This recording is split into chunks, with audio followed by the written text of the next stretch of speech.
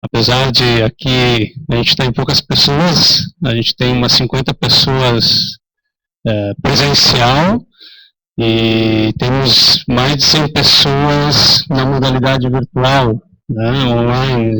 O curso está com 160 pessoas inscritas, que é uma surpresa, né, é um assunto, seleção genômica é um assunto novo, que está iniciando, né, Fernanda, os estudos, enfim, e que talvez isso nos mostre que essas disciplinas estão precisando, os cursos de pós-graduação estão precisando incorporar essa disciplina de seleção genômica em seus programas, né, porque realmente a procura por essa disciplina está muito grande, né.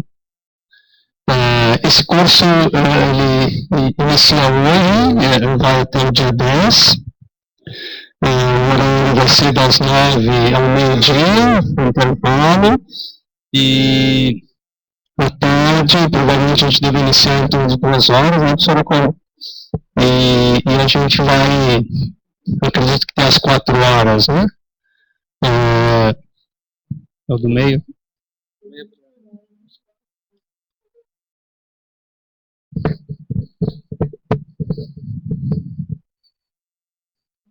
Só um minuto, pessoal.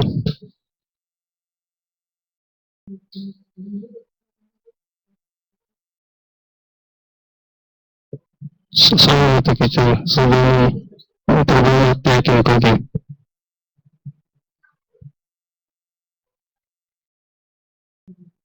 Ok. Esse aqui. Esse aqui. Para voltar? Não. Tá. Então, por favor. Então, passo o próximo. Bom, pessoal, só para então lembrar a programação, hoje a gente vai ter seleções tipo marcador de equilíbrio de ligação, todo dia. Dia 7, amanhã, controle de qualidade de genótipo, dia 8, seleção genômica. Dia 9, a gente vai sair aqui desse auditório, a gente vai para o auditório da Farsul, vai ter um workshop organizado pela Embrapa, pela Conexão. Ok. Vai ser organizado pela Embrapa, pela Conexão Delta G, pelo GICIS, um workshop sobre um trabalho da Embrapa que a gente vai ver a seguir. E o pessoal que está nos assistindo online, a gente está ainda não conseguiu finalizar as questões técnicas para transmissão, a gente está com tudo organizado lá, mas está faltando na internet para a gente conseguir transmitir. Mas assim, a probabilidade é muito grande que a gente vai conseguir fazer a transmissão. Então, o pessoal que está online, acho que pode ficar tranquilo que a gente vai conseguir passar também esse workshop para vocês. E na sexta-feira, então, a gente finaliza o dia todo com seleção genômica.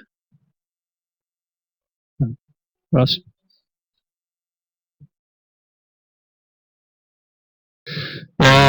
Esse slide é a programação do workshop, que vai ser na quinta-feira, workshop internacional de seleção bovina, seleção genômica em bovina de corte, tem palestrantes da Embrapa, tem palestrantes da Universidade de Guelph, tem palestrantes da Argentina, enfim, uma programação bem extensa e vai ser bem interessante. Os presentes, então, como a professora comentou, a gente ainda está providenciando material para fazer inscrição por adesão, tem um custo de R$30 para os presentes, e, enfim, amanhã a gente vai estar organizando isso com vocês. Próximo ponto. Bom, os objetivos, então, desse curso, a gente tem uma diversidade um pouco de formação, a gente tem bastante zootecnistas, agrônomos, veterinários, temos biólogos, temos oceanógrafos, enfim, temos diversas formações, Então, assim, é importante a gente deixar bem claro qual o objetivo desse curso, né? Então, da parte da gente, me incluo aí adquirir conhecimento e informação sobre os métodos, né, para a utilização das informações dos SNPs, conhecer os princípios de desequilíbrio de ligação no genoma dos animais, estudar a associação do genoma utilizando os marcadores dos SNPs, né, os marcadores de alta densidade, e introduzir esse conceito de seleção genômica, enfim, a gente começar a aprender um pouco, entender um pouco como usar o SNP para a seleção dos animais.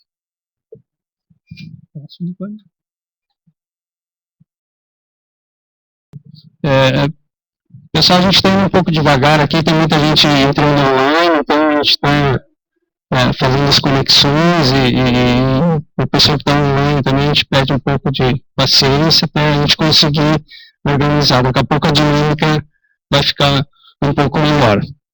Bom, eu queria apresentar o professor Fernando Baldi.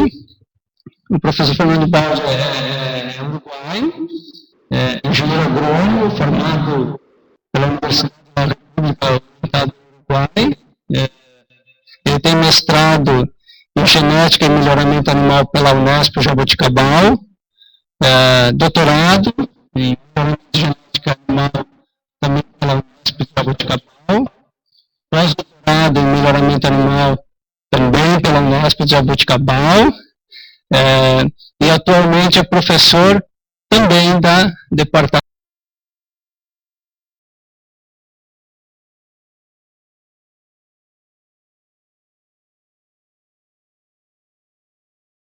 esse tema da gente, seleção genômica, curso que ele realizou a nível de Brasil, a nível dos Estados Unidos, a nível de Canadá, e queria salientar os últimos 3 cursos deles, o curso na Universidade de Geórgia, com o professor Mistal, né?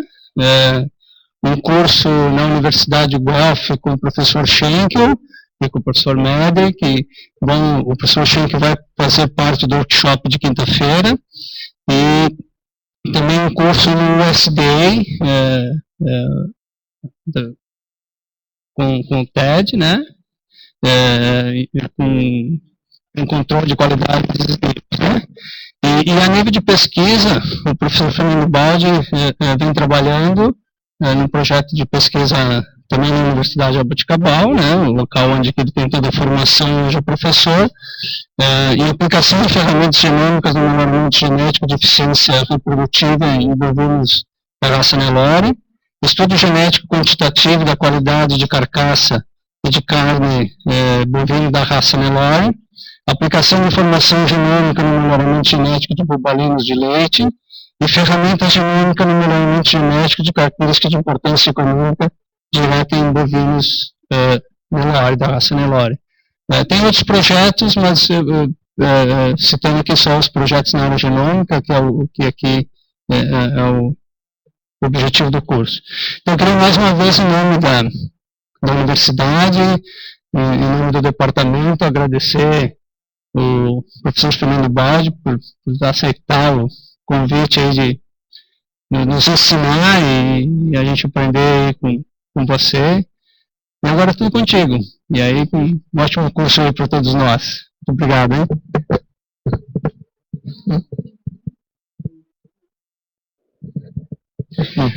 Bom dia a todos. Primeiro queria agradecer ao Mário e à professora Connie, né, ao departamento, né, pelo convite, né, a oportunidade de vir e compartilhar com vocês e tentar discutir esta semana, né, todos alguns pontos importantes, né, da seleção genômica, tanto em bovinos como que eu tenho, onde eu tenho mais experiência, né, mas queria a gente discutir um pouco, bater um papo. Vou pedir para vocês se sentir à vontade de perguntar as coisas, porque a ideia do curso é não somente eu explanar, né, sobre o assunto, mas também você tirar em dúvida ou discutir, ou seja, tentar até intercambiar, né, conhecimentos e compartilhar ideias.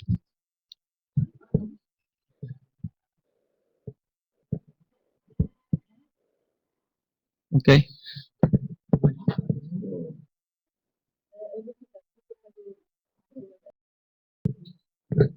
Bom, Mário, já falou, né? O objetivo do curso, basicamente, esta semana, de a gente basicamente discutir as principais ferramentas que a gente dispõe, né, para utilizar essas informações genômicas, né, sobretudo dos marcadores SNPs de alta velocidade, como a gente pode utilizar essas informações basicamente no melhoramento genético animal. Então, vamos...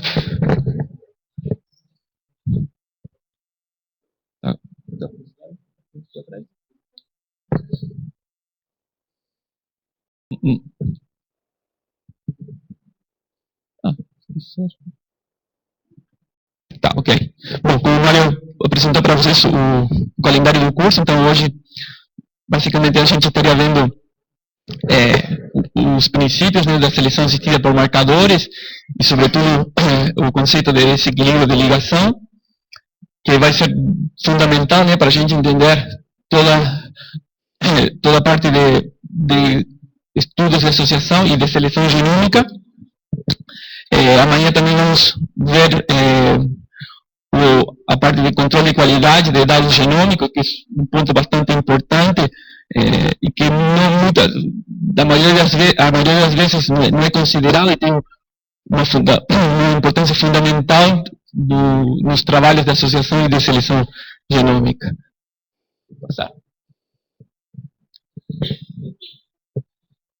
O programa do curso, o Mário apresentou, mas basicamente a gente dividiria em 3 grandes pontos, né, que seria estudo de medidas de desequilíbrio de ligação, estudos de associação genômica, né, e controle de qualidade de dados genômicos, e finalmente todas as ferramentas, né, que a gente dispõe, né, para aplicar seleção genômica, seja utilizando a informação dos marcadores para determinar as relações de parentesco entre os animais, ou a utilização direta, né, das informações dos marcadores para a estimação dos valores genéticos dos animais. Agora sim está passando. Bom,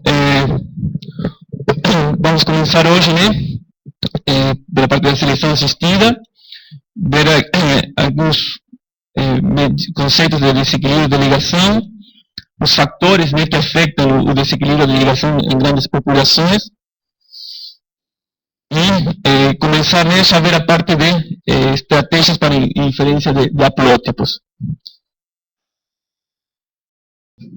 Pode passar. Pode passar.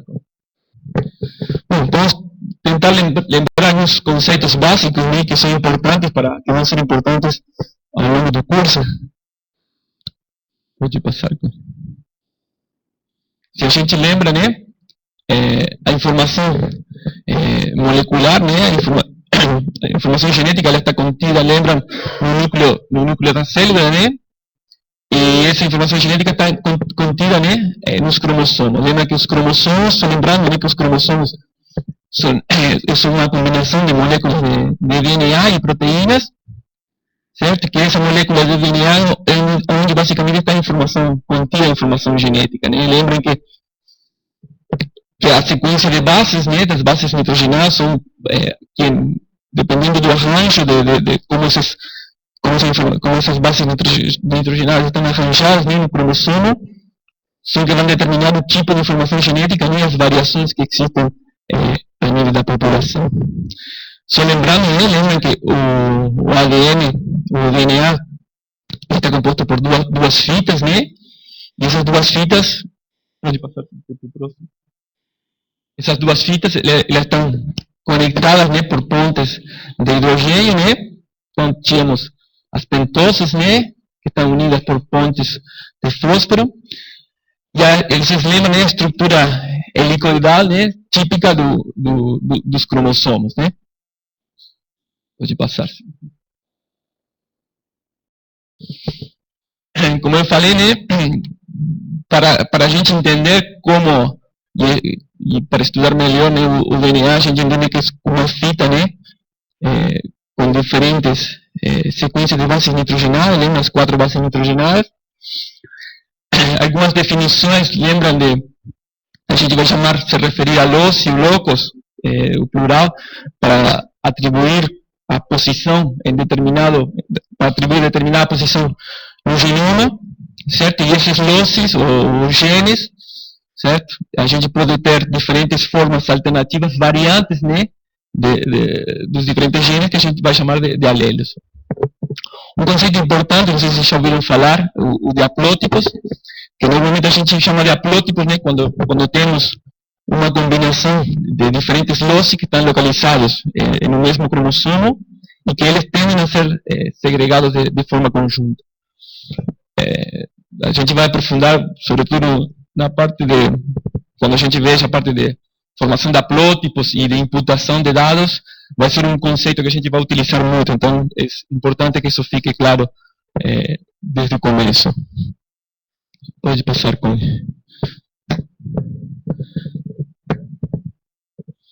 Vocês lembram, certo, do curso da graduação, mas só vale lembrar que a gente tem dois tipos, né, de divisão celular, né? Você lembra a mitose e a meiose. No caso da mitose será um processo de duplicação celular. Já a meiose é um tipo especial de divisão celular, né, que acontece, né, no processo de formação das gametas.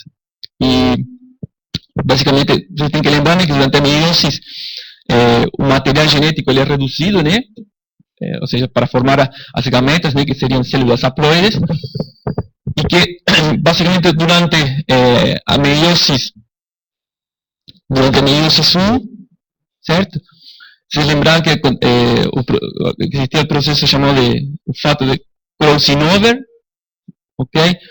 Que era quando existe intercâmbio, né, de material genético entre os cromossomas homólogos. Então, por exemplo, é um processo bastante importante, né, porque pode gerar novas combinações alélicas, certo? Pode criar novos haplótipos que originalmente não existiam na população. Pode passar para o próximo. Então, por exemplo, aqui temos uma situação inicial, né, que a gente tem o alelo A1 sempre vai estar associado ao alelo B1, certo? E o alelo A2 vai estar associado ao alelo B2. Então, durante a meiose 1, vamos supor que existe um crossing over aqui, neste ponto de corte, e vamos a formar gametas, né, com uma nova combinação de alelos que não existia antigamente na população. Então, após o crossing over, né, o alelo A1 sempre vai estar ligado ao alelo B2 e o alelo A2 vai estar ligado ao B1. Então, em realidade, é um processo bastante importante e a gente vai estar constantemente lembrando, né, do processo de recrossing over e de recombinação. A gente temos que lembrar, né, que, se vocês lembram, né, que a taxa de recombinação, esse processo de crossing over está em função, né, da distância que existe entre os dois alelos, certo? Entre o alelo A e o alelo B. Na medida que a distância entre esses dois alelos é maior, certo? A chance de recombinação é superior. Na medida que a distância, no caso contrário, na medida que a distância entre esses dois alelos é menor, a chance de recombinação é menor. Pode passar. E a gente sabe, né, que as diferenças genéticas que a gente encontra entre os indivíduos, por exemplo, numa população, são basicamente como consequência, né, de diferenças na sequência de DNA que esses animais, que esses indivíduos possuem, né? E vale lembrar, né, que não necessariamente todas as diferenças que existem a nível de DNA, a nível do genoma do animal, não necessariamente podem determinar diferenças a nível do fenótipo, né? Ou seja, essa diferença, ou esse polimorfismo, ou seja, essa variação que existe a nível de DNA, deve estar, por exemplo, em uma região que a gente chama de codificante, ou seja, ou numa região, por exemplo, promotora, que de forma que essa variação a nível do genoma se expresse a nível fenotípico. Pode ir. Pode continuar. Ok. A gente tem que lembrar, né, que no melhoramento genético, né, a gente podemos dividir tanto para bovinos ou para qualquer uma das espécies, ou mesmo em humanos, né, a gente pode dividir as características que a gente trabalha em dois grupos, né, aquelas características que são controladas por poucos genes, certo? Que basicamente essas características são relativamente fáceis de melhorar, certo? Porque elas basicamente têm pouca influência do ambiente, então normalmente a partir do fenótipo do animal, ou seja, a partir do que eu estou observando do indivíduo, eu posso inferir o genótipo do animal. Então são características que são bastante mais fáceis de serem melhoradas ou trabalhadas em relação ao que a gente chama das características poligênicas, certo? Você lembra que as características, no caso das características poligênicas, elas são primeiro determinadas por muitos genes, certo? Normalmente são genes, o efeito de cada gene é pequeno, né? E além do efeito que está determinado por muitos genes, o efeito pequeno, elas sofrem grande influência do ambiente. Então, para esse tipo de características, é bastante, bem mais difícil a realizar seleção ou melhorar essas características, pelo fato que a observação do fenótipo, em realidade, me está dizendo muito pouco, né, em relação ao genótipo. Ou seja, a partir do fenótipo do animal, eu não consigo inferir, certo, o genótipo do indivíduo. Pode passar. Então, o método clássico de seleção para esse tipo de características, certo? Desde a década desde uns 30, 40 anos atrás, que vem sendo utilizado, por exemplo, o método BLAP, certo?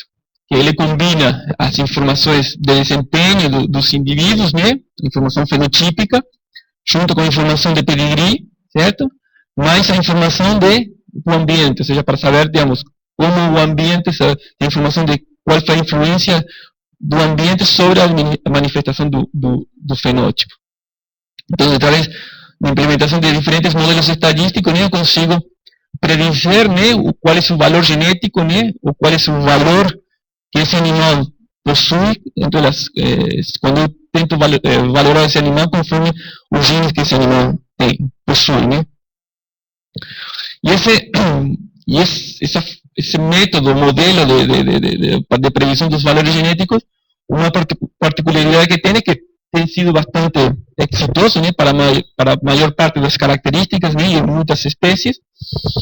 E a suposição é que, na realidade, a gente estima um efeito, né, quando a gente estima o valor genético do animal, na realidade, a gente está estimando um efeito cumulativo, né, de todos os genes que esse animal possui, né. Sem a gente saber, né, não temos informação, na realidade, de quantos genes estão influenciando a característica, né, o qual é, em realidade, o valor individual, qual é o efeito individual que cada gene tem sobre a característica. Em realidade, o que eu estou estimando, né, quando eu estimo o valor genético aditivo, ADEP, do animal, eu estou estimando o efeito cumulativo de todos os genes que esse animal possui, né, que vai transmitir, né, para a progênie do animal. Somente para mostrar para vocês um exemplo de como a seleção, utilizando os valores genéticos, tem sido bastante exitosa. Temos um experimento, não sei se acho que muitos de vocês já ouviram falar, de duas linhas de frango, né?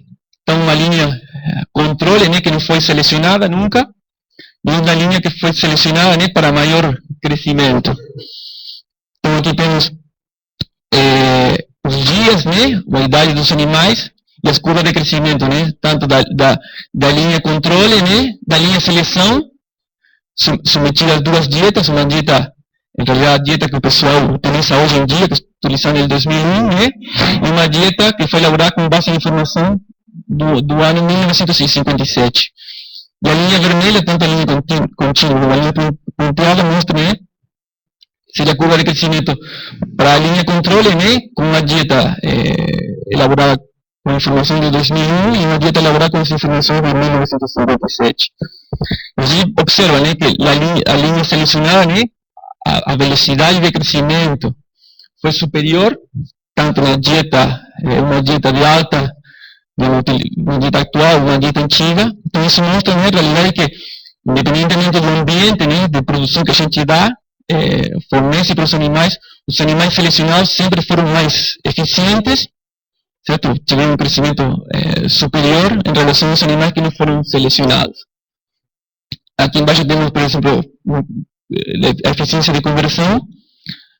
Então, os barras azuis seriam a linha selecionada e a barra laranja e vermelha seria a linha controle, certo? Então, vocês veem, tipo, o efeito da seleção funciona, né? A gente sabe que é um processo lento, né? Mas que é uma mudança acumulativa ao longo do tempo.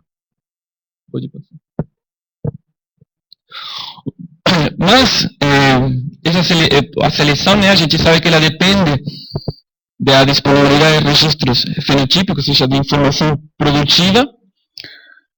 Vale lembrar também que, dependendo da heredabilidade da característica, né, ela fornece uma ideia ou não sobre o valor genético do animal. Certo? Vocês lembram que para características de alta heredabilidade, né, conhecendo a informação do fenótipo, observando o fenótipo, vou ter uma ideia vou ter mais certeza, né, sobre o valor genético do animal.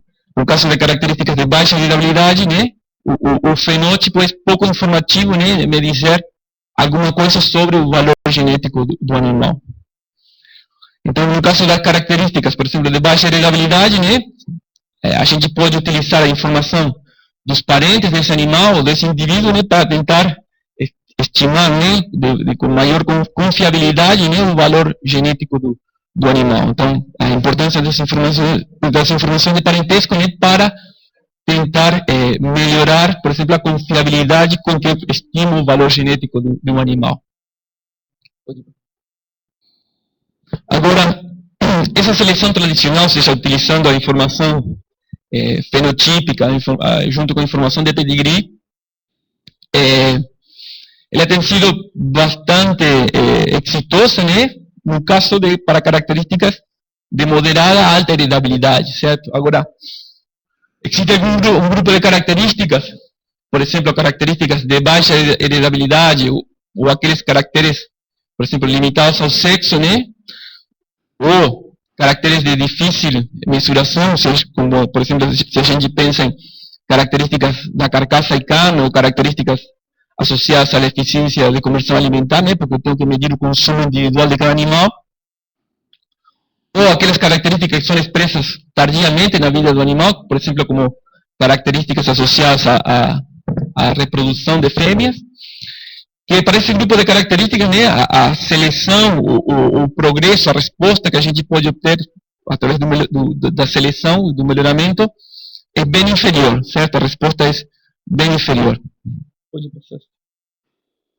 Então, se a gente lembra, certo, o ganho genético, o progresso genético anual, a resposta da seleção por ano, ela depende, né, se a gente lembra da intensidade de seleção, da confiabilidade ou da acurácia com que eu estimo, né, os valores genéticos, do desvio aditivo, né, que está diretamente relacionado com a variância genética aditiva, e do intervalo de gerações. Então, se a gente lembra, né, que para aquelas características que são medidas tardiamente na vida do animal, né, ou aqueles caracteres que são, por exemplo, que estão associados ao sexo, por exemplo, como produção de leite, normalmente o intervalo de gerações é bastante superior. Então, isso vai comprometer, né, o ganho genético. Ou características, por exemplo, de baixa heredabilidade, né, se a gente pensa em características associadas, por exemplo, à reprodução, né, que tem baixa heredabilidade, o ganho genético também vai ser menor. Então, para esse tipo de características, seja que a seleção tradicional, digamos, não funciona, em realidade a resposta que elas apresentam é bem inferior. Desde há mais de 20 anos vem sendo proposta, né, que a gente chama de seleção assistida por marcadores. E, na verdade, além do que a seleção assistida por marcadores, o que faz é, além de utilizar as informações de produção, a informação de pedigree dos animais, o que a gente faz é incorpora mais uma fonte de informação, que nesse caso a fonte de informação vai ser a informação de genômica, né, a informação dos marcadores que esse animal possui. Então, este tipo de seleção, ou seja, que incorpora a informação dos marcadores, tem sido proposta, né, para tentar melhorar aquelas características onde a seleção tradicional, digamos, não tinha uma resposta muito alta. Então, somente um exemplo para mostrar para vocês como a seleção assistida por marcadores pode contribuir para melhorar a resposta daqueles caracteres que são difíceis de melhorar.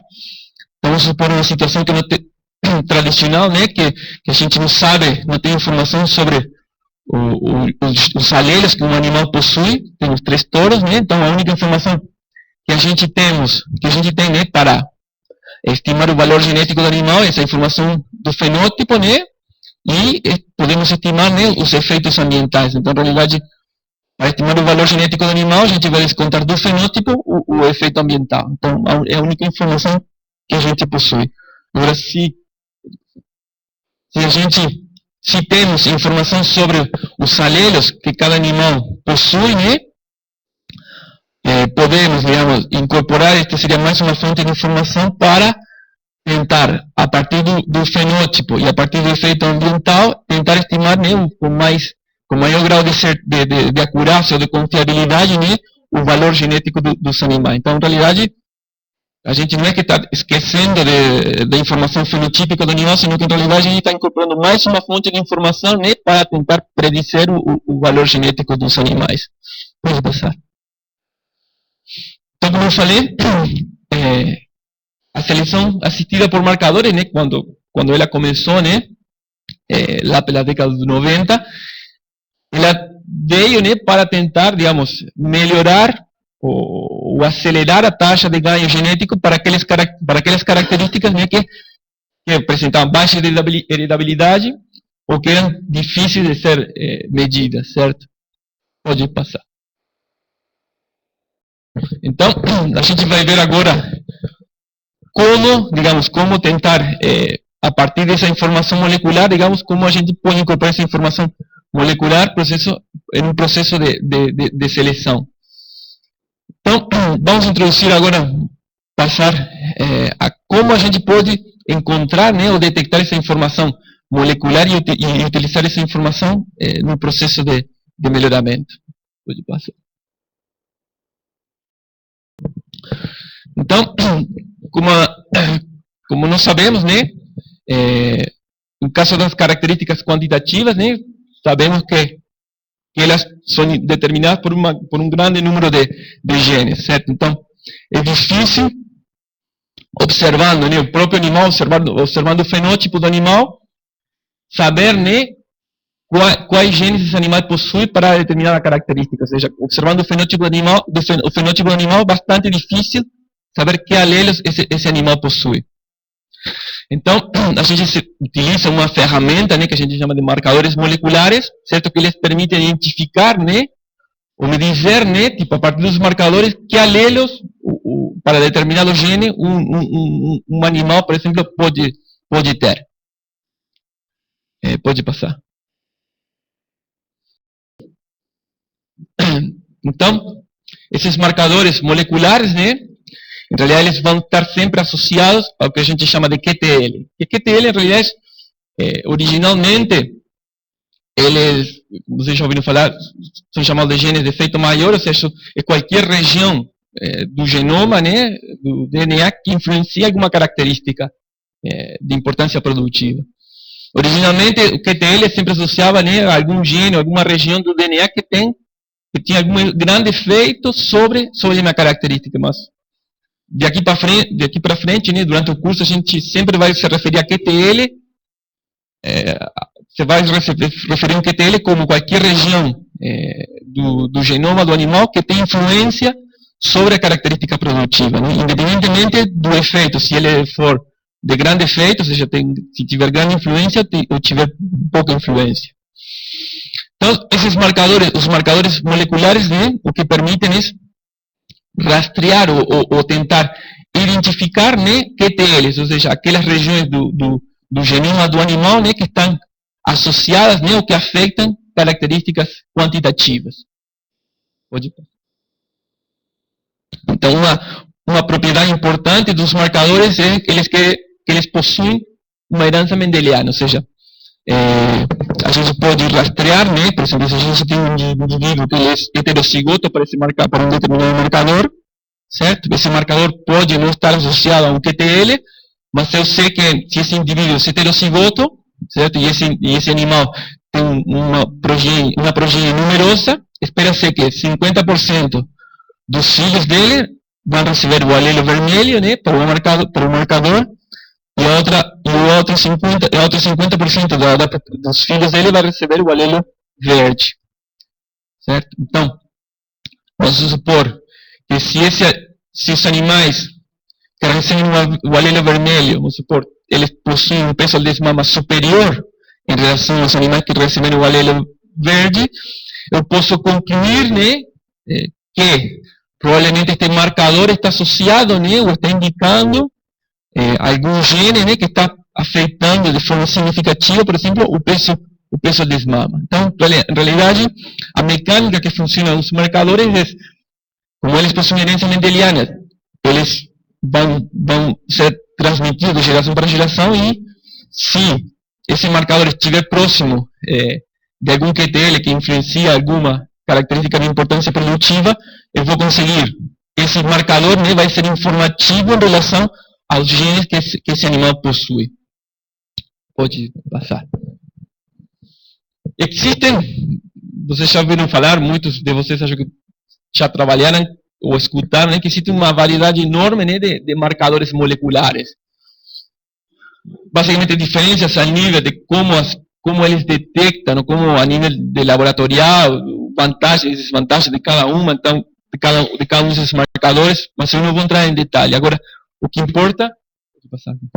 O que interessa saber é que, pode passar, que o importante é que todos esses marcadores, este tipo de marcadores, detectam polimorfismos, certo, através de diferentes técnicas. Ou seja, detectam polimorfismos no sentido de que eles detectam variações na sequência de DNA, certo? Então, o importante é saber que se eu encontro um marcador na minha população que é polimórfico, ou seja, que na minha população existem indivíduos que têm um tipo de alelo para esse marcador e outros indivíduos têm outro tipo de alelo para esse mesmo marcador, eu posso associar essa variação que existe no nível da população com a variação fenotípica, certo? Então, por exemplo, se os animais que recebem um alelo particular desse marcador, certo? Eles possuem um maior desempenho, certo? E essa associação é consistente, certo? A gente vai ver que existem diferentes tipos de análise estadística para tentar comprovar isso. Eu posso dizer que os animais que recebem esse determinado alelo desse marcador, provavelmente esse alelo, né, está próximo de alguma região ou algum QTL, né, que influencia essa característica que estou estudando. Pode passar. Agora, outra diferença entre esses tipos de marcadores é que sua abundância pelo genoma, né? Ou seja, existem estes tipos de marcadores que são mais abundantes, que são menos abundantes, o grau de polimorfismo, e uma diferença importante em relação à implementação prática, por exemplo, não somente a nível de laboratório, sino quando a gente pensa em larga escala.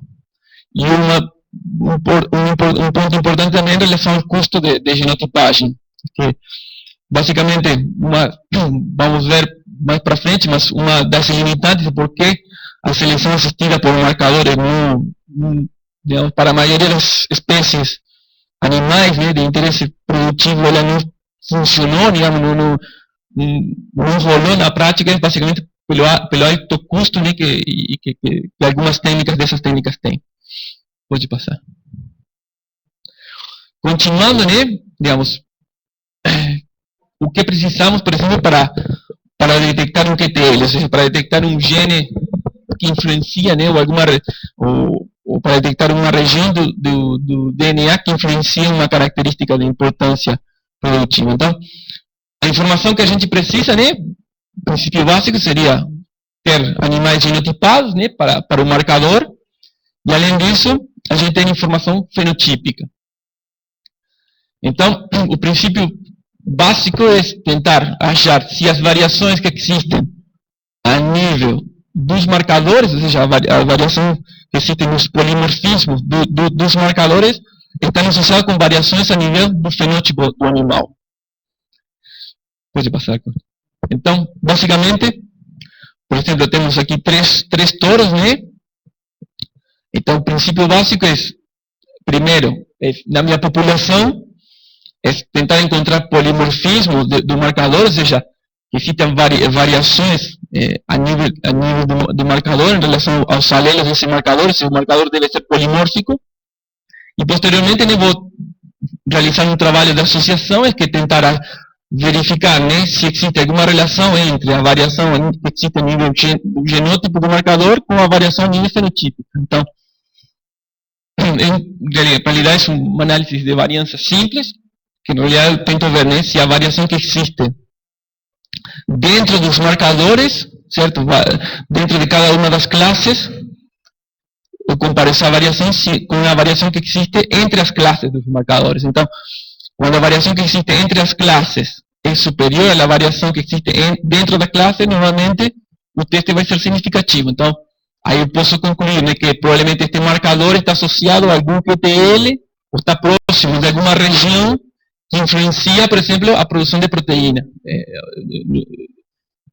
A produção de proteína no leite destes animais. Então, o primeiro passo é que eu tenho que ter, para achar um QTL, né, ou identificar um QTL, primeiro eu tenho que ter um marcador, esse marcador deve ser polimórfico, e além disso eu tenho que ter informação fenotípica, né. E posteriormente eu vou associar, né, se a variação que existe a nível de marcador está associada, né, com a variação que existe a nível fenotípico. Pode passar. E existem vários, a gente vai ver, né, que existem vários tipos de marcadores. Um tipo de marcador que se chama de marcadores diretos, que é quando o marcador, né, ele está inserido diretamente no gene, ou seja, o polimorfismo do marcador está dentro da região que é codificada, ou seja, dentro do próprio gene. Pode passar. Esse tipo de marcadores diretos, tem sido bastante utilizado, que a gente chama da abordagem de análise de genes candidatos, né? Que este tipo de abordagem, em realidade, ele parte da premissa, né, que a gente conhece aonde estão os genes que influenciam as diferentes características. Então eu vou diretamente na região do gene, certo? No genoma, em determinada região, está o gene, por exemplo, que codifica para o hormônio de crescimento. Então, dentro dessa região, né, tento procurar marcadores que sejam polimórficos dentro dessa região. Se tentar achar alguma mutação, certo? Que esse polimorfismo esteja associado, por exemplo, com um desempenho superior dos animais. Este tipo de abordagem, né, do ponto de vista prático, é bastante vantajoso, né, porque, como a gente vai ver, né, como, neste caso, o marcador direto, ele está indicando diretamente o polimorfismo do meu gene, certo? Do ponto de vista prático, certo? Se eu acho um polimorfismo dentro do meu gene, eu posso utilizar esse marcador, né, em qualquer população. E outras vantagens, né, em relação ao poder estadístico, certo? E que é uma técnica que eu posso, de ampla aplicabilidade, que a gente vai ver em comparação com as outras técnicas, por exemplo, se a gente trabalha com mapas de ligação. Mas uma das dificuldades, das principais dificuldades, é saber, né, onde estão cada um dos genes, por exemplo, que afetam uma determinada característica. Pode passar. Basicamente, os passos, né, para o estudo dos genes candidatos, primeiro que seria o ponto mais crítico, né, tentar identificar onde estão cada uma das regiões que influenciam minhas características. Uma vez que eu consigo identificar essas regiões, por exemplo, através do estudo das vias metabólicas, por exemplo, saber a enzima X é sintetizada, por exemplo, no cromossoma 1, numa posição tal. Então, uma vez que eu identifiquei essa região, eu posso ir lá, sequenciar, né, todo o gene, e tentar, em vários animais, e tentar ver se existem variações na minha população, variações polimorfismo dos marcadores que vou utilizar nessa região a nível de minha população. E uma vez que identifico os polimorfismos, né, nessa região candidata, vou passar, né, a realizar estudos de associação, certo? Verificar se a variação que existe a nível do polimorfismo dentro desse gene está associada com variação a nível fenotípico. Posteriormente, se encontra alguma associação que os polimorfismos, ou seja, a variação que existe a nível dos polimorfismos do marcador está associada com variação fenotípica, certo? Posso validar, por exemplo, esse marcador, certo? Em populações comerciais ou em outra população. Pode passar. Outro tipo de marcador, e que são, digamos, que a gente vai ver basicamente daqui para frente, são os que a gente chama de marcadores indiretos. Por quê? Porque esses marcadores não necessariamente estão dentro da região codificante, ou seja, normalmente eles estão próximos da região ou do gene, né, ou do QTL que influencia na característica. E a distância, né, que existe entre o marcador, por exemplo, o marcador e o gene, ele vai ser fundamental no sentido de que, pode passar, vai determinar em parte, né, o êxito, né, que vou ter, em realidade, se esse marcador vai ser informativo ou não para essa característica, certo? Porque se a gente lembra do que a gente viu no começo, né, da aula, que na medida que a distância entre o marcador e o gene é superior, né, as chances de recombinação entre os alelos do marcador e os alelos do QTL é superior, certo? Então, quando essa distância é muito grande, né, certo? A recombinação pode ser completa, então, em realidade, aí o marcador, né, esse marcador molecular vai ser pouco informativo, né, em relação a me dizer, me dar informação em relação ao meu QTL. E essa distância, né, que existe entre o marcador, entre os alelos do marcador e os alelos do meu QTL, na medida que essa distância vai ser superior, como falamos, a taxa, né, de indivíduos recombinantes, ou seja, de gametas recombinantes que este indivíduo vai produzir, vai ser sempre superior. Então, a gente sempre vai querer, né, tentar, quando a gente utiliza a abordagem de ligação para detectar QTLs, a gente sempre vai procurar, né, que a distância entre o marcador e o meu QTL sempre seja o menor possível, certo? Para quê? Para tentar evitar, né, indivíduos que são recombinantes. Por quê? Porque o fato de que se existe recombinação, né, em realidade, se essa recombinação é alta, em realidade o marcador vai ser pouco informativo, né, tentar me dizer alguma coisa em relação ao genótipo e ao fenótipo desse animal. Pode passar, Cone. Então, em realidade, quando a gente utiliza a abordagem de mapeamento por ligação, a diferença da abordagem de genes candidatos, o que a gente procura, né, são tentar achar regiões, certo? Tem um marcador, vários marcadores, e eu não sei estritamente, né, se esse marcador está próximo de um QTL, ou seja, eu não preciso saber, conhecer a priori, né, aonde que estão os genes que influenciam minha característica. Então, na realidade, o que eu vou fazer, aliás, vou tentar, digamos, dar um chute, né, ou dar um tiro, né, no escuro para tentar ver se, em realidade, se o marcador que eu tenho, o marcador polimórfico que eu tenho, ele está próximo de algum QTL ou de alguma região que codifica que influencia a minha característica. Pode passar, com.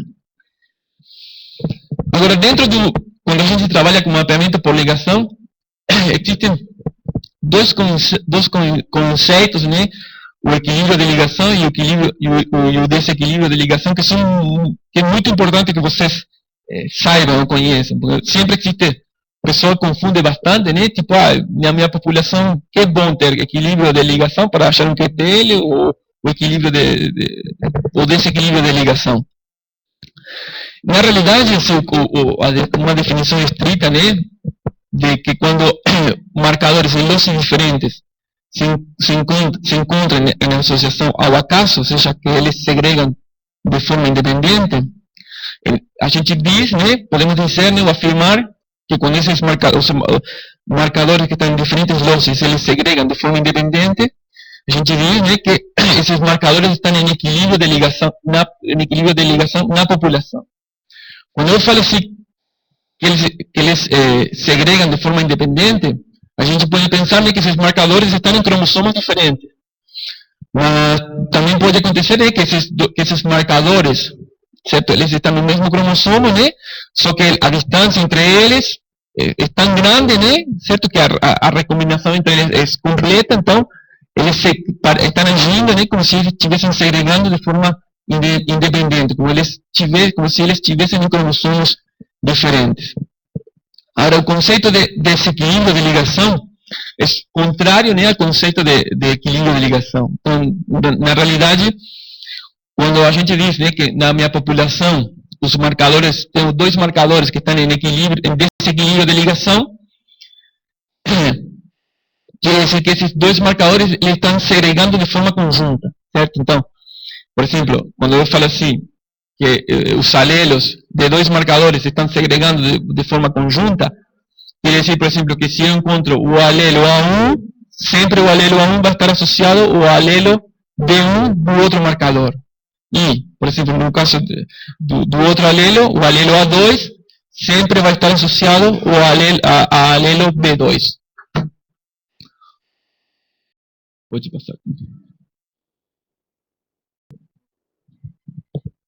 Então, para que fique ilustrado de melhor forma o conceito de equilíbrio e desequilíbrio de ligação, sempre quando a gente fala, né, de equilíbrio e desequilíbrio de ligação, sempre a gente vai fazer referência à população. Então, no caso aqui temos uma população, né? Então, vamos supor que temos aqui o marcador A e o QTL aqui. Então, neste caso, esta população, a gente vai concluir, né, que esta população está em equilíbrio de ligação. Ou seja, o marcador está em equilíbrio de ligação com os alelos do QTL. Por quê? Porque se eu escolho um animal ao acaso nessa população, eu vou observar que o alelo A maiúscula do marcador sempre vai estar associado ao alelo Q maiúscula.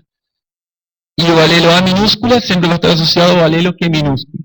Agora, se eu escolho outro animal nessa população, eu vou ver que o alelo A minúscula, né, do marcador está associado ao alelo Q maiúscula.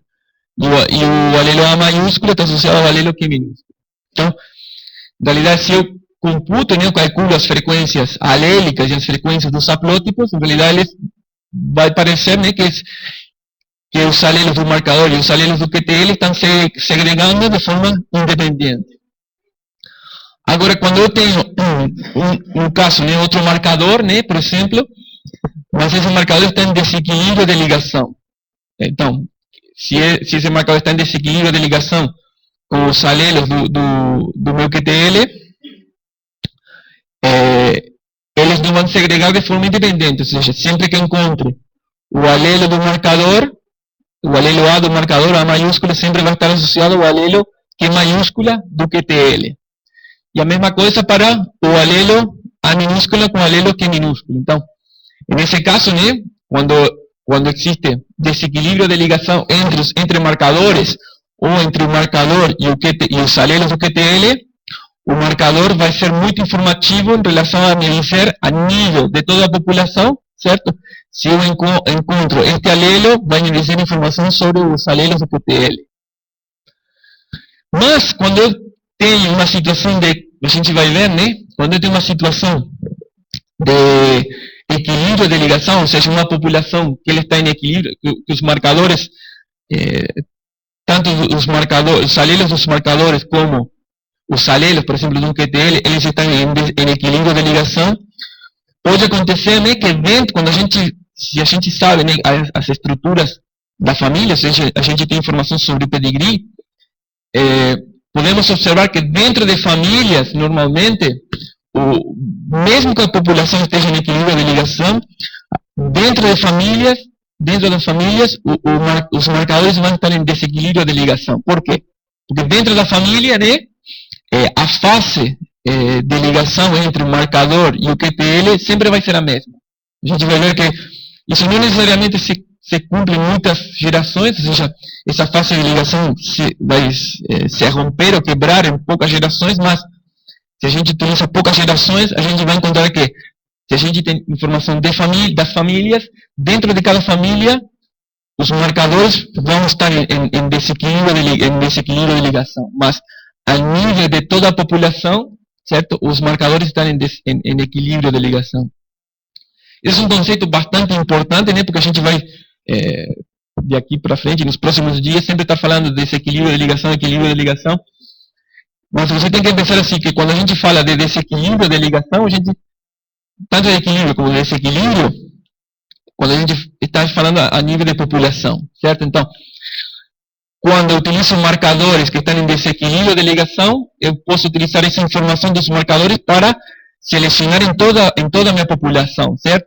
Por quê? Porque independentemente da família, certo? Eu sei que o alelo A maiúscula sempre vai estar associado, por exemplo, ao alelo Q maiúscula do meu QTL. Agora, quando eu estou trabalhando com equilíbrio de ligação, ou seja, se os marcadores na minha população estão em equilíbrio, eu sei que na minha população, certo, eu não posso afirmar, né, que o alelo A maiúscula, que informação me vai dar sobre os alelos do QTL, mas dentro da família, eu posso afirmar, né, para no caso desta família, que o alelo A maiúscula sempre vai estar associado com o alelo Q maiúscula. Então, por exemplo, se o alelo Q maiúscula ele é favorável, por exemplo, para uma característica, eu posso selecionar, utilizando a informação dos marcadores, utilizando o alelo A maiúscula, certo? Porque sempre o alelo A maiúscula vai estar associado com o alelo Q maiúscula. Agora, essa informação depende da família, certo? Porque eu posso ir em outra família, né? E não necessariamente o alelo A maiúscula vai estar marcando, indicando o mesmo alelo do QTL, certo? Então, podemos dividir, como a gente tinha dividido, né, os marcadores diretos e indiretos. Os marcadores indiretos, certo? A gente pode dividir em marcadores que estão em desequilíbrio de ligação e marcadores que estão em equilíbrio de ligação. No caso dos marcadores que estão em desequilíbrio de ligação, um conceito muito importante é que a gente pode utilizar esses marcadores, ou seja, visando a seleção assistida por marcadores, a gente pode utilizar esses marcadores em toda a população, certo? Por quê? Porque a fase de ligação entre os alelos do marcador e os alelos do QTL, ele é constante em toda a população. Ou seja, é constante no sentido de que sempre que eu observo o alelo M maiúscula do marcador, sempre vai estar associado ao alelo, por exemplo, favorável do QTL, certo? E quando na população eu tenho marcadores que estão em equilíbrio de ligação, em realidade, esses marcadores, em realidade, são menos informativos para a população, certo? Mas, dentro de cada família, certo? Se eu tenho informação das famílias, dentro de cada família, provavelmente, né, os alelos do marcador vão estar em desequilíbrio de ligação com os alelos do meu QTL. Então, a informação do marcador, neste caso, quando eu tenho equilíbrio de ligação, é família específica, ou seja, a informação deste marcador apenas vai servir, né, para a família, né, os filhos, as filhas do toro 1. E um ponto importante, né, que determina a diferença entre quando o marcador está em equilíbrio, em desequilíbrio, é, em realidade, a distância que existe entre o marcador e o QTL, né? Porque na medida que essa distância é superior, né, as chances de recombinação, né, ou de mudança da fase entre o marcador e o QTL é superior, certo? Então, no caso de marcadores que estão em desequilíbrio de ligação, normalmente, né, a distância que existe entre o marcador e o QTL é bem próxima, ou seja, a chance de recombinação é bem baixa, ou seja, o marcador e o QTL sempre vão estar segregando de forma conjunta, certo? Então, a gente vai dizer, né, que o marcador e o QTL estão em desequilíbrio de ligação. E no caso dos marcadores que estão em equilíbrio de ligação, a distância entre o marcador e o QTL normalmente é bem alta, a nível de toda a população. Então, a chance de recombinação é bem alta. Então, o marcador, em realidade, a nível de toda a população, é pouco informativo. Mas dentro da família, ele pode ser informativo. A gente vai ver algumas condições disso.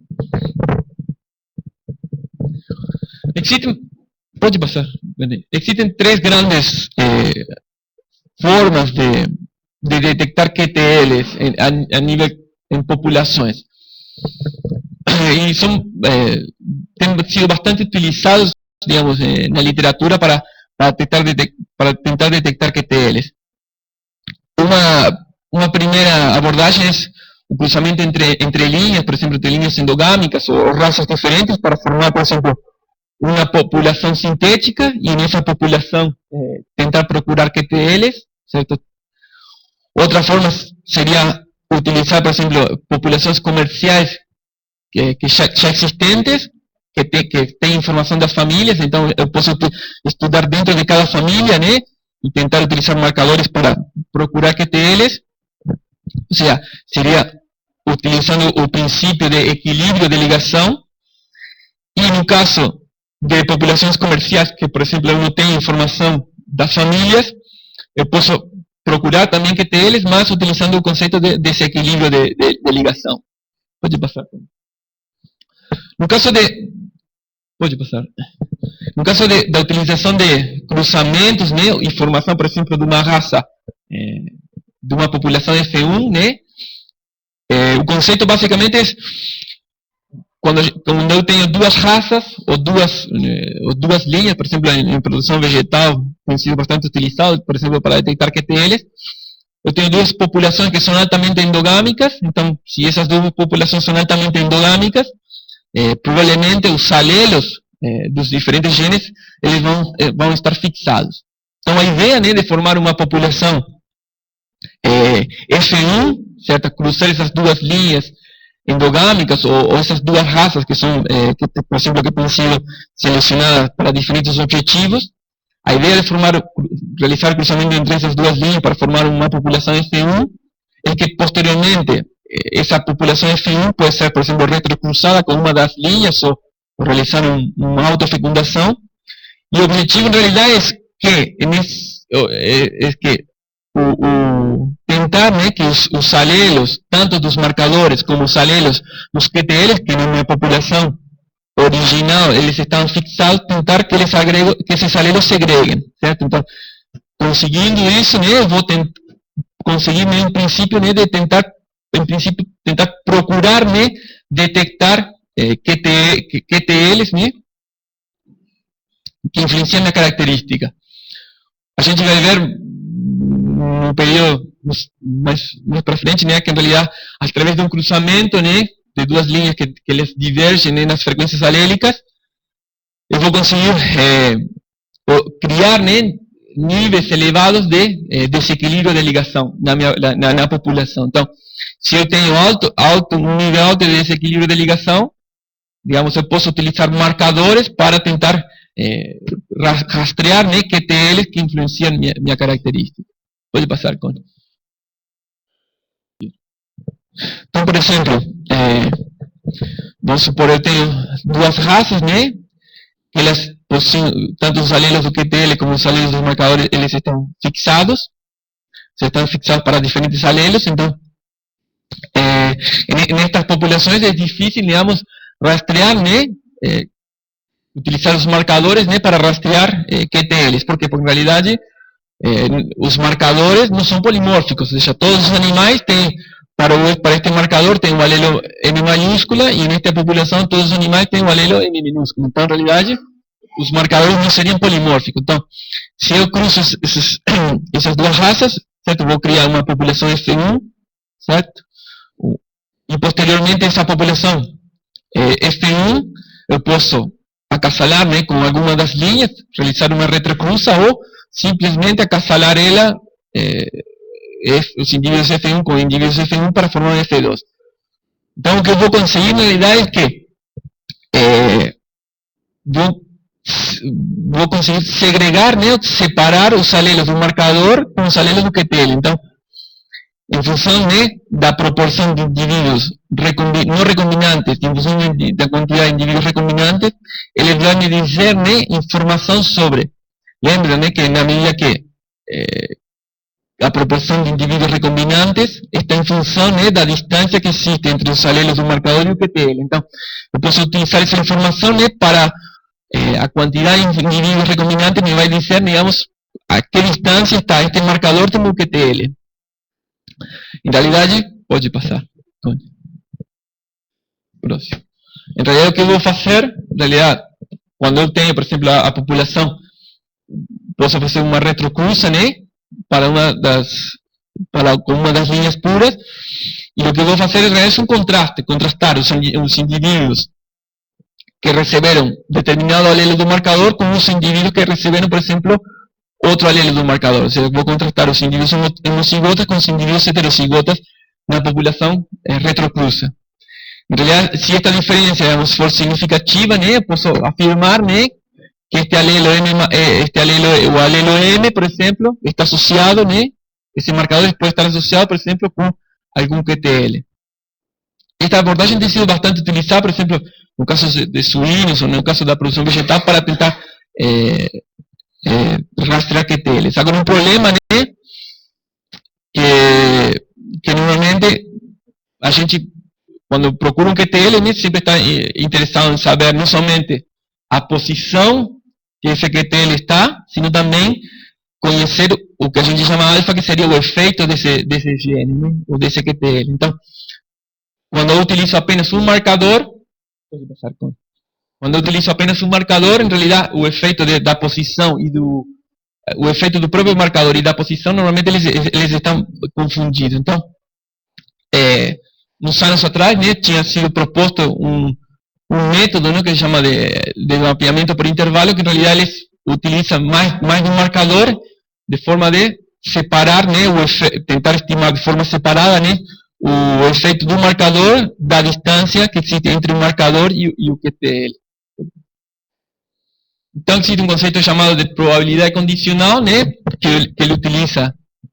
Ele calcula, por exemplo, a probabilidade que determinado indivíduo, a probabilidade que um indivíduo tem de ter um QTL, um gene de efeito maior, dado, por exemplo, o genótipo do marcador. Então, ele, para calcular essas probabilidades, né, ele utiliza as diferentes taxas de recombinação que existem entre os dois marcadores com o QTL ou entre os marcadores para tentar calcular, né, ou estimar de forma exata, né, separar, né, o efeito do marcador e a posição dele.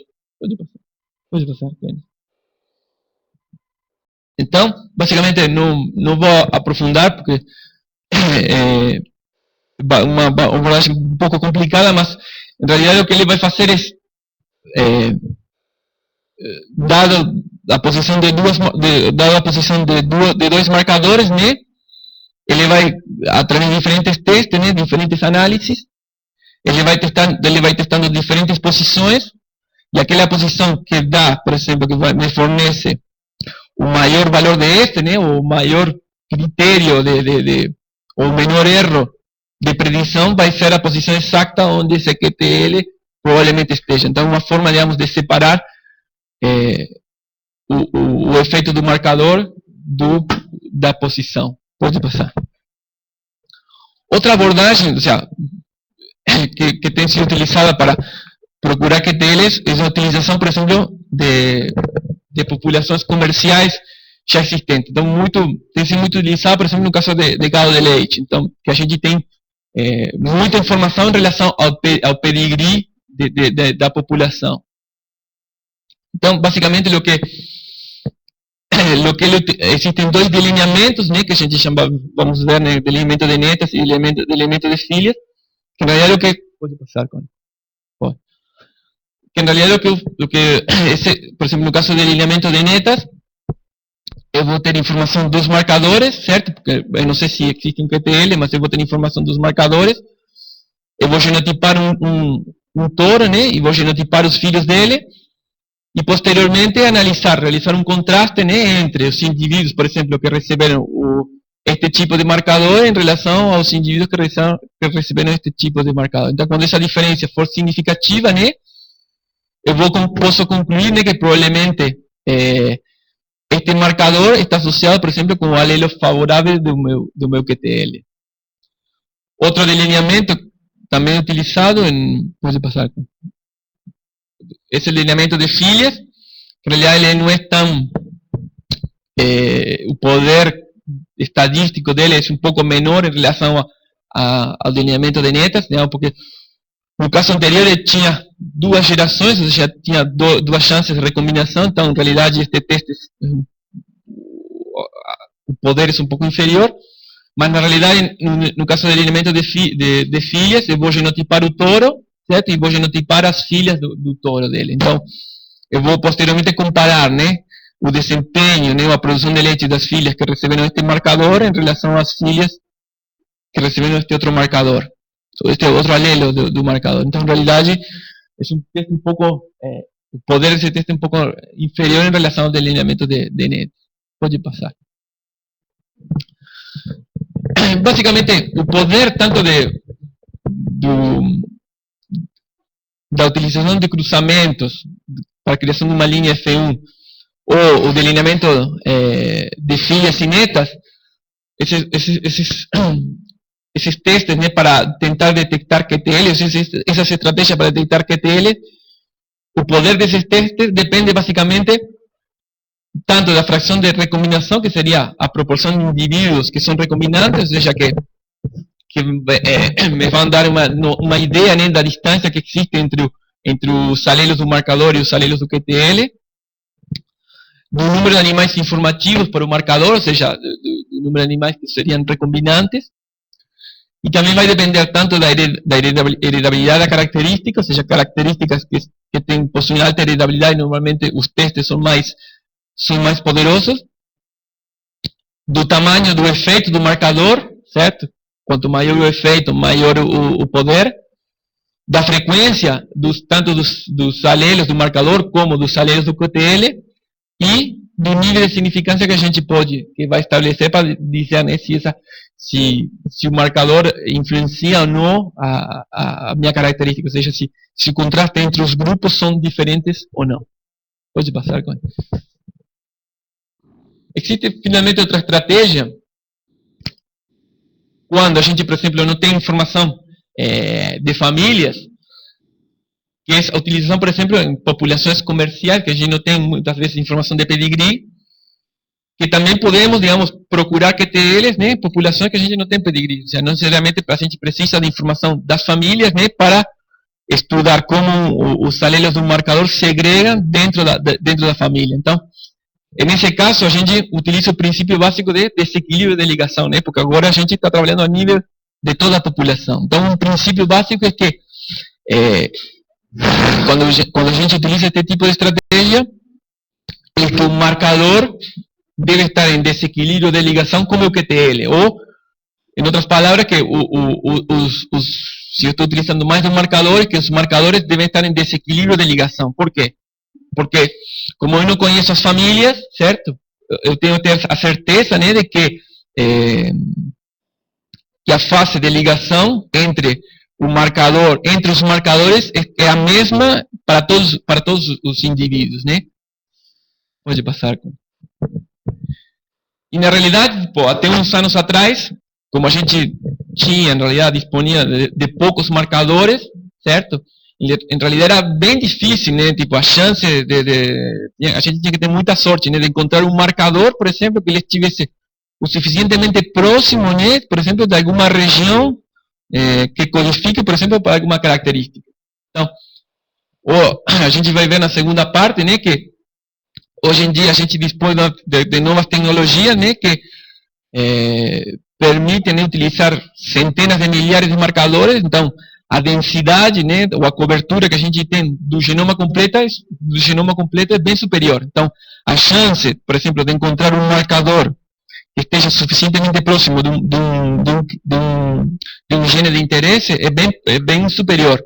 Certo? Então, se esse marcador está bem próximo do meu QTL, a chance de recombinação entre eles é bem baixa. Ou seja, normalmente os alelos do marcador vão estar segregando, né, de forma conjunta, certo, com os alelos do QTL. Então, eu posso utilizar esse marcador, essa informação, para toda a população. Ou seja, não preciso, digamos, de montar, por exemplo, uma população F1, né, para que os alelos segreguem, ou utilizar a informação das famílias, né, para tentar identificar e tentar achar marcadores, né, dentro de cada família.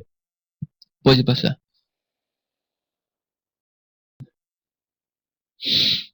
Ok.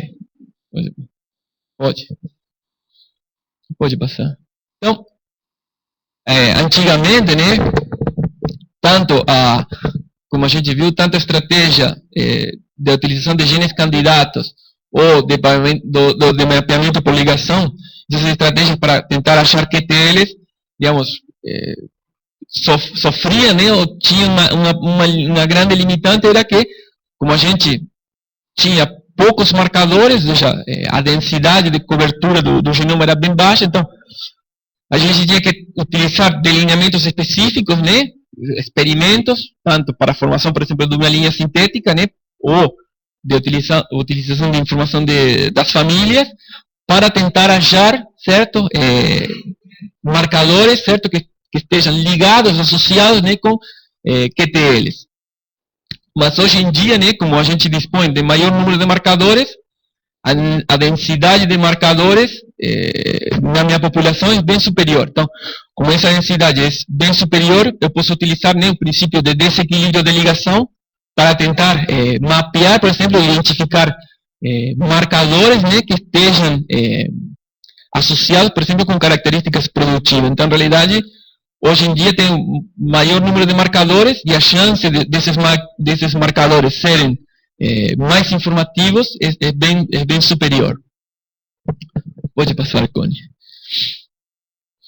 Mas, mesmo assim, apesar dessas limitações, digamos, o número, por exemplo, aqui temos um exemplo, né, que eu peguei esta semana, do número de QTLs, por exemplo, que têm sido identificados em bovinos,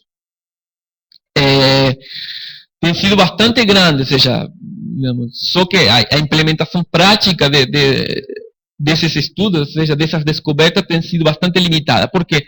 Porque normalmente esses QTLs, esses genes têm sido identificados, por exemplo, em populações experimentais ou dentro de determinadas famílias, certo? Então, como normalmente a fase de ligação, quando eu utilizo a abordagem, por exemplo, de equilíbrio de ligação, ela é limitada à família. Quando eu tento utilizar essa informação em toda a população, a confiabilidade desse marcador é bastante limitada.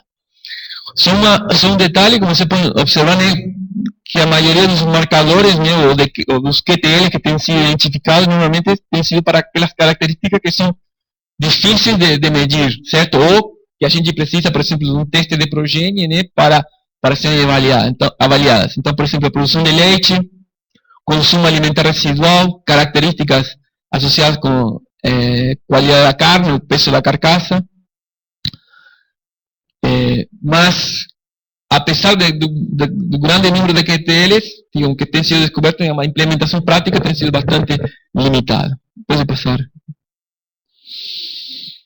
Outra particularidade dessas abordagens antigas, na realidade, para a detecção de QTLs, que no caso, por exemplo, da descoberta de marcadores em desequilíbrio de ligação,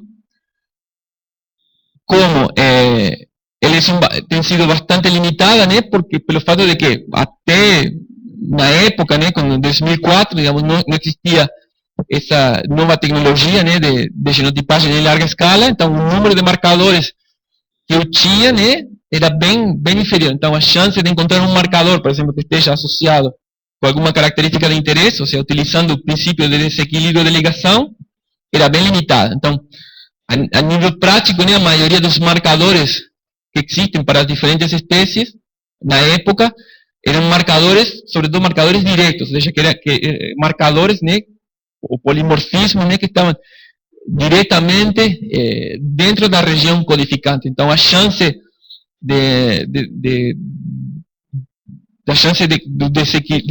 da fase, ou seja, a fase de ligação entre o marcador e o QTL sempre era perfeita, ou seja, não tinha o problema da recombinação, certo? Porque o meu marcador estava inserido dentro da própria região codificante.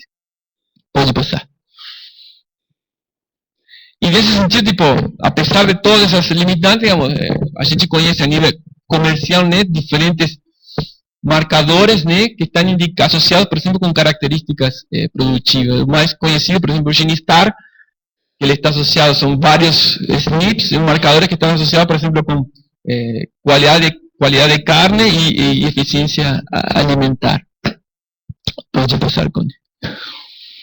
Mas como a gente vem falando, né, utilizando essas abordagens, né, tanto de famílias ou formação de uma raça sintética, né, para a descoberta de QTLs, digamos, grande número de estudos tem sido publicado em relação à descoberta, por exemplo, de QTLs ou de genes que estão influenciando determinadas características. Só que a implementação prática, né, eu volto de novo, a implementação prática tem sido bastante limitada, ou seja, a seleção, por exemplo, assistida por marcadores, mostraria uma grande vantagem, só que a nível prático isso não tem sido confirmado. Então, basicamente, a principal limitação é que até então, até 4 ou 5 anos atrás, a gente disponia de poucos marcadores, ou seja, o poder estadístico, né, dessas análises que a gente realizava para tentar detectar QTLs, né, que estivessem associados com características produtivas, normalmente a gente apenas conseguia detectar genes que possuíam um grande efeito sobre minha característica, certo?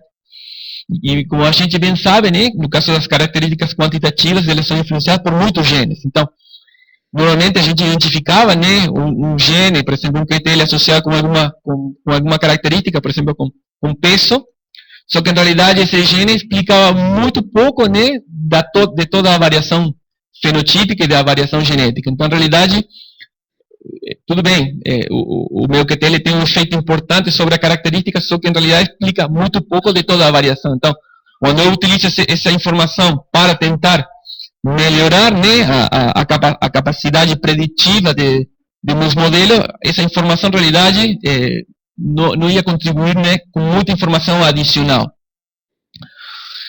E outra limitação prática, em realidade, é que, devido ao tamanho, né, desses experimentos, normalmente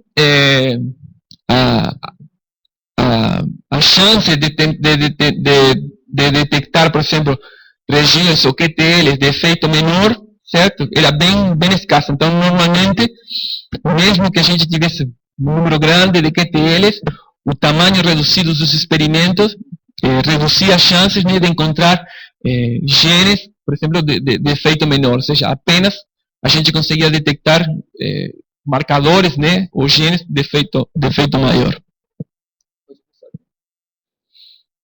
Como a gente bem sabe, né,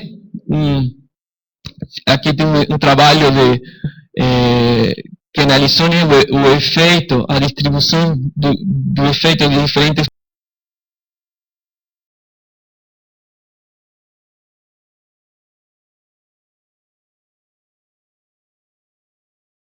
algumas características. Aqui temos o efeito aditivo, né, expressado como desvio, e existe, como a gente bem se lembra, né, que a maioria das características quantitativas, né, elas são determinadas por um grande número de genes.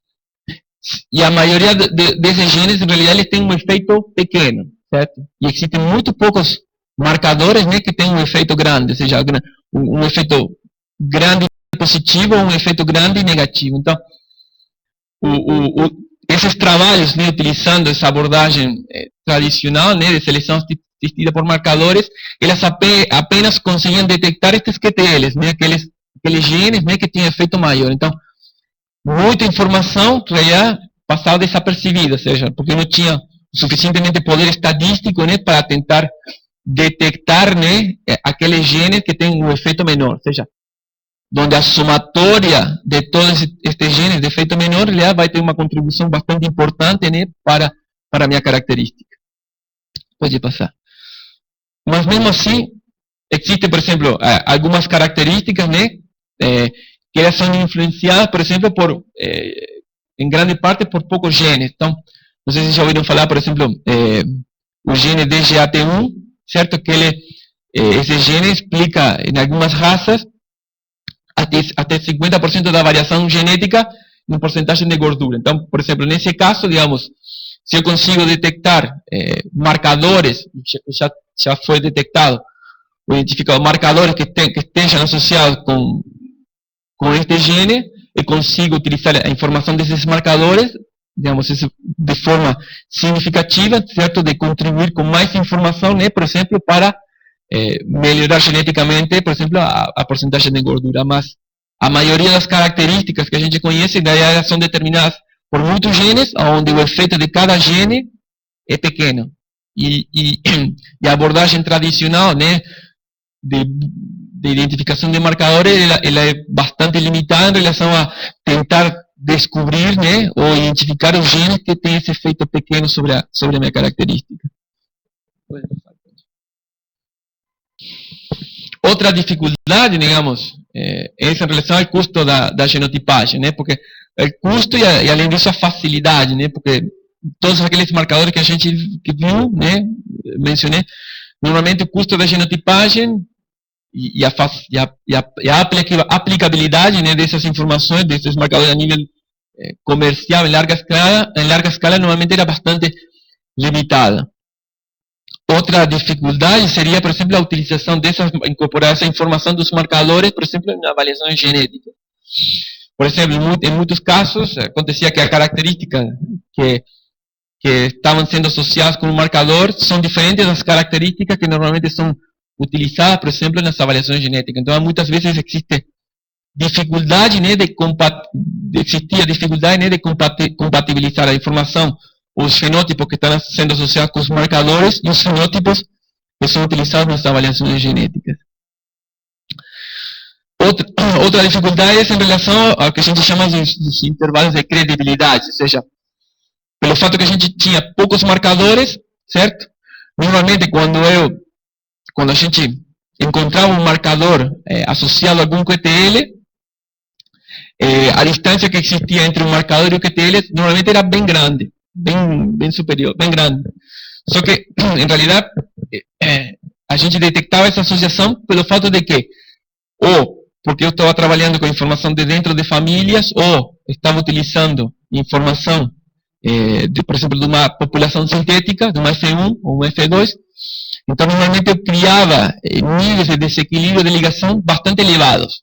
Então, eu conseguia detectar uma forte ligação entre um marcador e um QTL, mesmo que eles estejam a uma distância bem grande.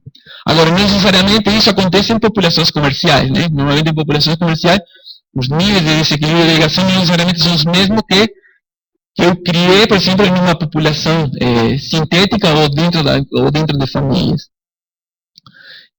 Finalmente, outra limitação, digamos, seria que a fase de ligação, certo, entre o marcador e o QTL não necessariamente é constante. Quando, por exemplo, se eu utilizo informação de famílias, a gente viu que a fase de ligação entre o marcador e o QTL depende da família. Então, não necessariamente um marcador que é informativo para uma família, não necessariamente esse marcador vai estar em fase de ligação com o mesmo QTL que estava na família onde ele foi, por exemplo, identificado. Pode passar.